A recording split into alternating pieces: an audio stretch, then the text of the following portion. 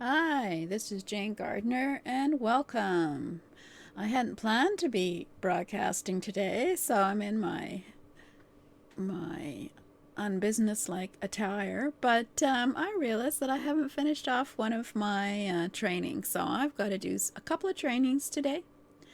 Today it's going to be about tracking your progress when you're starting a home business, because right now I'm trying to fill in all my course details for this 5 steps to starting your home business, and I forgot a couple of modules. So here we go. This is all about tracking your progress when you're starting a home business. So, those of you who don't know me, I'm Jane Gardner. I work with my husband in a structural engineering firm, and it's always good to see who I am. And let's just go and get started on this. We're going to be talking about tracking your progress when you've started your home business. You start your home business and do like a trial, make an offer, see what happens. So let's go and start with the 5 steps to starting a home business.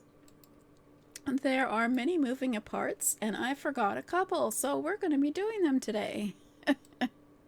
so we're going to be tracking your progress. So we're going to train on that. So let's see what we're going to learn. So we're going to be looking at the key metrics you need in order to monitor your progress and evaluate the success of what you're offering and what you're doing. So because you always want to make sure you're moving forward and achieving your goal. In the previous module, we discussed how you should try and do a trial offer or do a survey of your potential customers and see if they're interested. See if you can sell a couple of your product or service in order to validate the offer and see that people are interested. But it's always important to analyze how you're advancing. So we'll learn about the key metrics you need to measure and how to use the data to improve your business. So let's get started. Without planning, you're lost. You can't plan for the future if you don't know where you are now. So we're going to look at 7 key metrics to measure. So 1, of course, is revenue. How much revenue you're going to be getting. So this measures how sales are developing over time. It helps you to see how likely you are to hit your forecasts because you've done a marketing plan in a previous episode, so you need to know what your patterns are. How are you going to capture your directional trends? Are you up and down? Or is it seasonal? So you're going to be doing this over a year probably and tease out possible problems. You might find that all your sales are at the seasonal holiday times, and so you've got to be able to know when these are. So what you need to do is to take your sales revenue from a month. Then obviously you want to do quarterly, then you multiple by 4, and for annual you multiple by 12. And check this out against your sales targets and your marketing plan that you have. In your marketing plan, the targets that you have. So that's what they call the revenue run rate. So you pick up patterns to see how your sales are doing within the year. There are a lot of companies where sales are most in the seasonal and holiday times, so you have to make sure you're aware of how that goes for you.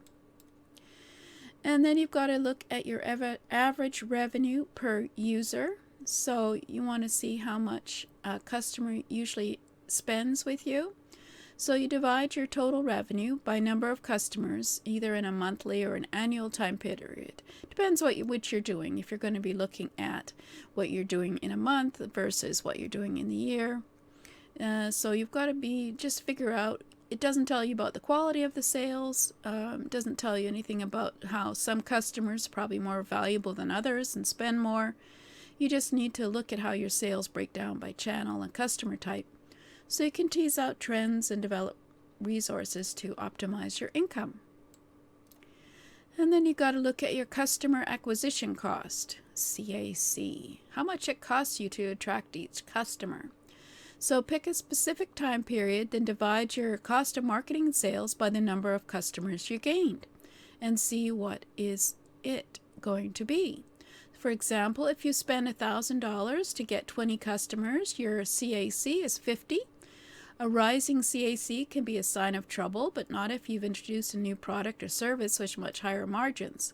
Like most metrics, CAC can't be evaluated in a vacuum. It should be evaluated in conjunction with a number of other metrics. If the portion of spend to impact is not improving over time, you need to make some changes.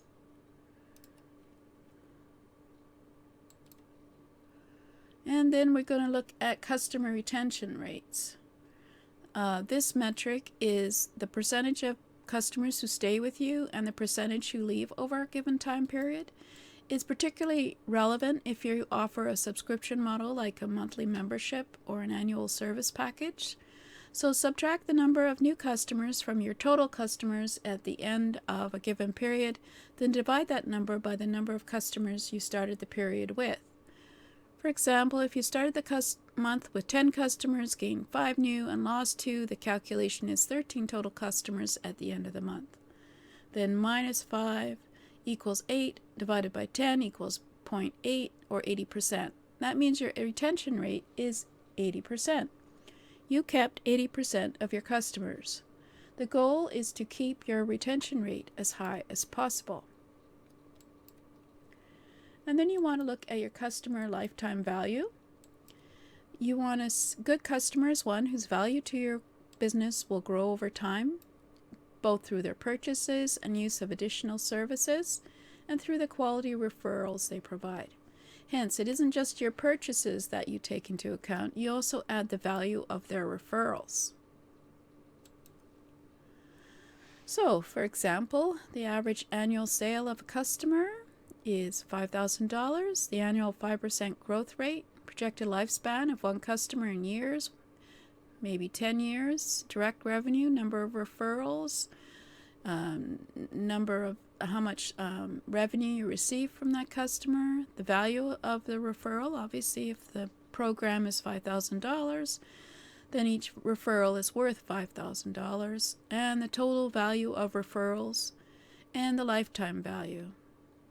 The growth rate represents an annual increase in your prices, assuming you do raise prices annually. So this is what if a customer was to stay with you for 10 years and spend $5,000 each year with you. So you can see that with valuable referrals, this customer isn't just worth $5,000 a year, but also a whopping $73,000. These may seem exaggerated to some or conservative to others. It doesn't matter what the actual figures are, but note the principle in terms of lifetime value. And then you have to look at your return on advertising spending. It's an investment and you want it to generate a return. So divide the sales generated by your advertising spending. So if you spent $15,000 on advertising, that resulted in $30,000 in sales, your ROI, is 2. You generated 2 for every one you spent. Dollars, of course. You also want to compare the ROA if you choose to use a variety of channels at once to see which of these channels are most effective. When you're starting out and have a limited advertising budget, it's best to start small. So we've got a couple more and then we'll be done. But these are all very valuable metrics that you need to know. So then, of course, there's the bottom line, the margin. Before you spend more, make sure your business is where you or your investors, if you have them, want it to be. There are many ways to calculate margin, but generally speaking, your revenue must exceed your cost of goods sold and your operating expenses. If it doesn't, then it's not time to increase your spending. And so you don't want to turn your back on the figures. You want to keep track of your sales progress, plan annual, plan monthly meetings with yourself or with your investors, and schedule them as if you were with your financial director, which might be you anyway, and do a weekly review of sales goals, a monthly plan, or once a month go through this month's sales. Are you on track? If not, why not? What changes do you need to make? Who can help you? Enter your results into a spreadsheet that records annual revenue and expenditures. So, what's in your business bank account right now? Is it what you expected? Choose any of the metrics discussed that are relevant to your business and do some calculations to see how you're on track with your marketing plan. If not, investigate to find out what happened. So, this is how you track your progress, by using these 7 key metrics. So, those fairly quick, but then I realized that I hadn't done this module, so I just wanted to tell you who are going through the course, the 5 steps to starting a home business step by step, that this is a very important module that you should go through again and do some calculations. Even if you haven't started your home business yet, you could probably go and look at another business in your area on the internet and use it, just sample ideas on how to measure ROA, ROCAC, etc., and get started. So this is in, let's see if I've got it here, the slides, I don't know. Oh, is that it? Yeah, this is in the Business of At-Home Business, the 5 Essentials to Starting a Home Business. This is the ebook that you can download at http://bohbtips.com/step-by-step. I do have a course that is coming up that you can get into, but I haven't got a slide for it. So you're just going to have to look at becoming a member of the Business of At-Home Business community at bohbtips.com/members, where the 5 steps to starting your home business will be available as a training for free inside the community. So thank you for listening. This is Jane Gardner.